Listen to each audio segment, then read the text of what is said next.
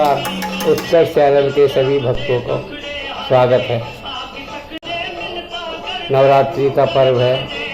9 दिन देवी माँ की धूम रहेगी, जयकारा रहेगी। जय माता दी के स्वर गली गली घर घर में सुनाई देंगी। उत्कर्ष भी इस बार अपने भक्तों के बीच देवी के 9 रूपों को वर्णित करने का प्रयास कर रहा है। भारत में पर्व और मान्यताएं सांस्कृतिक विभिन्नता के साथ साथ विज्ञान और प्रकृति के साथ तालमेल का भी प्रतीक है, जिनमें कई पर्व मौसम, कृषि चक्र और सामाजिक मूल्यों से जुड़े हुए हैं। नवरात्रि स्त्रियों के सम्मान का प्रतीक है। शक्ति और ज्ञान की देवी दुर्गा के विविध रूपों की पूजा का त्यौहार है। साथ ही तपश्चर्या, नियम पालन, उपवास को जोड़ के इस पर्व को स्वास्थ्य, मानसिक विकास और सामाजिक शांति से जोड़ दिया गया है। ओम जयंती मंगला काली भद्रकाली कपालिनी दुर्गा क्षमा शिवा धात्री स्वाहा स्वदा नमोस्तुते।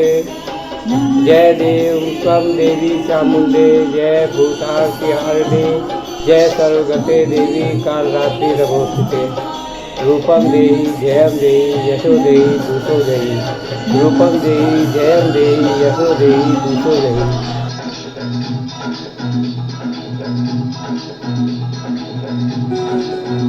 सर्वमंगल मांगल्ये शिवे सर्वार्थ साधिके शरण्ये त्र्यंबके गौरी नारायणी नमोस्तुते।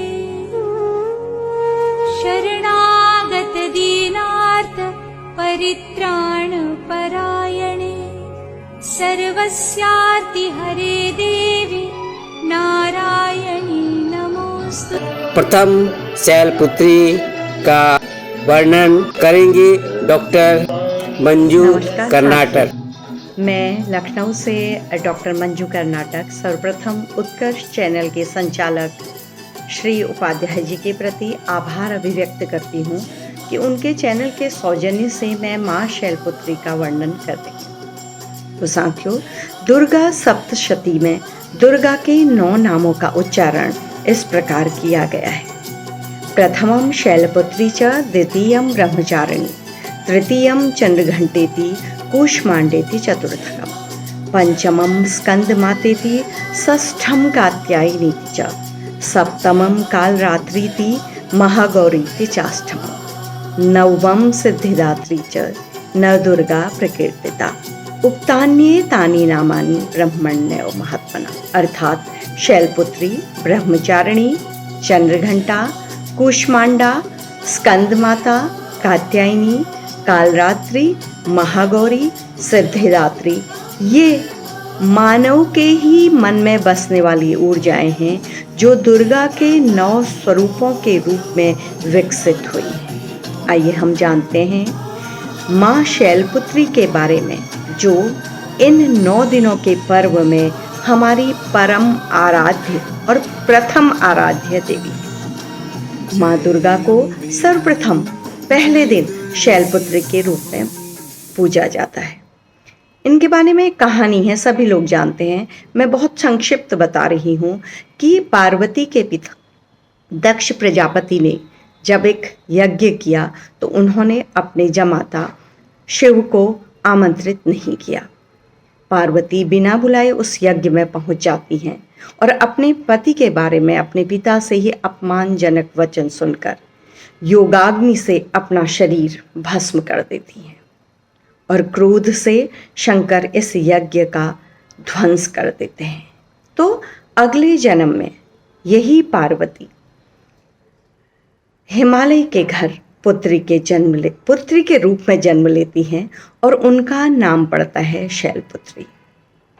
इनका वाहन वृषभ माना जाता है, इसलिए इन्हें वृषारूढ़ा भी कहा जाता है। ये शैलपुत्री शिवजी की अर्धांगिनी बनी। ये अनंत शक्तियों से संपन्न है। इनके ध्यान का मंत्र है वंदे वांछित लाभाय चंद्रार्धकृत शेखराम वृषारूढ़ाम शूलधराम शैलपुत्रीम यशस्विनीम। शैलपुत्री की भक्ति पशु और मनुष्य के बीच नैतिकता की लकीर खींचता है, यानी कि स्वभाव से हम मनुष्य पशु ही होते हैं, लेकिन दैवीय आराधना हमें मनुष्य बनाती है। इस पर्व का आयोजन यानी कि नवरात्रियों का आयोजन हमारे सबकॉन्शियस माइंड से भी जुड़ा हुआ है। शैलपुत्री नंदी बैल पर सवार होकर, वृषभ पर सवार होकर संपूर्ण हिमालय क्षेत्र में विराजमान है। ये वन्य पशुओं की प्रकृति की भी रक्षक हैं। इनके दाहिने हाथ में त्रिशूल है जो धर्म, अर्थ और मोक्ष के द्वारा जीवन में संतुलन का प्रतीक है। बाएं हाथ में सुशोभित कमल पुष्प मानव को इस भौतिक जगत में रहते हुए, कीचड़ में रहते हुए सात्विक होने का संदेश देता है। इन देवी को सफेद रंग के फूल अत्यधिक प्रसिद्ध हैं।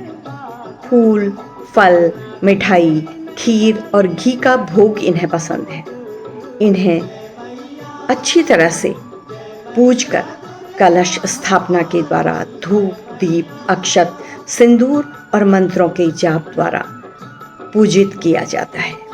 यदि मन में शैलपुत्री के प्रति लगन को जगा लिया जाए तो संपूर्ण सृष्टि को देखने का नजरिया ही बदल जाता है। अंतर्मन में उमंग और आनंद व्याप्त हो जाता है। इनका ध्यान, भजन और मनन मनुष्य के सामान्य विकारों को, काम वासनाओं को भी संतुलित करता है और मन को सात्विक बनाकर आभ्यंतर और बाह्य रूप से मानव को चट्टान जैसी ऊर्जा और शक्ति प्रदान करता है, मानसिक स्थिरता देता है। शैलपुत्री की पूजा करने वाले व्यक्ति को सुख समृद्धि की कभी कमी नहीं होती है। इस छोटे से मंत्र से भी शैलपुत्री प्रसन्न हो जाती है। ये मंत्र है ओम ऐं ह्रीं क्लीं चामुंडाय विच्चे ओम शैलपुत्री देवी नमो नमः। अंत में सभी श्रोताओं से अनुरोध है कि शैलपुत्री की आराधना की सार्थकता को समझते हुए, नवरात्र पर्वों की सार्थकता को समझते हुए मानवता की रक्षा के लिए, समाज की रक्षा के लिए, विश्व की रक्षा के लिए तथा शारीरिक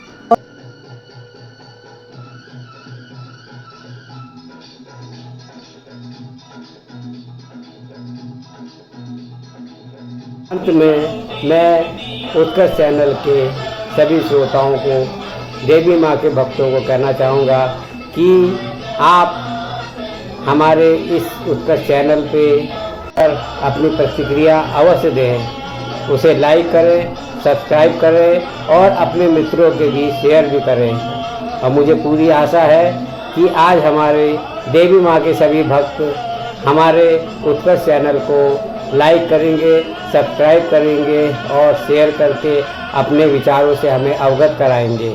नमस्कार।